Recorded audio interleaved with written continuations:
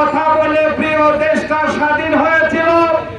এদেশে সাম্য থাকবে, এদেশে বৈষম্য থাকবে না, এদেশে দুর্নীতি থাকবে না, এদেশে ফ্যাসিস্ট জন্মাবে না, কিন্তু সবগুলাই বাংলাদেশে হয়েছে। সম্মানিত উপস্থিতি, আমরা দেখেছি অবস্থা থেকে মুক্তি পাওয়ার জন্য বিগত 24 সালের আগস্টে, জুলাই আগস্টে এদেশের ছাত্র জনতা তাদের বুকে তাজা রক্ত ঢেলে দিয়ে একটি নতুন বাংলাদেশ আমাদেরকে উপহার দিয়েছে।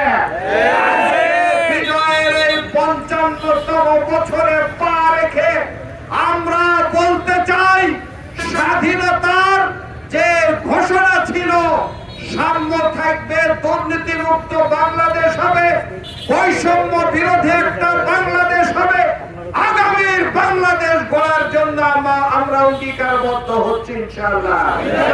এই প্রিয় বাংলাদেশটাকে সুখী সমৃদ্ধশালী যদি বাংলাদেশ করতে হয়, এই প্রিয় বাংলাদেশটাকে যদি বৈষম্যহীন বাংলাদেশ করতে হয়, এই প্রিয় বাংলাদেশটাকে যদি ইনসাফ ভিত্তিক সমাজ প্রতিষ্ঠা করতে হয়, দল মত নির্বিশেষে, জাতি ধর্ম বর্ণ নির্বিশেষে এদেশের স্বাধীনতা সার্বভৌমত্ব রক্ষার জন্য আমাদের কাজ করতে হবে।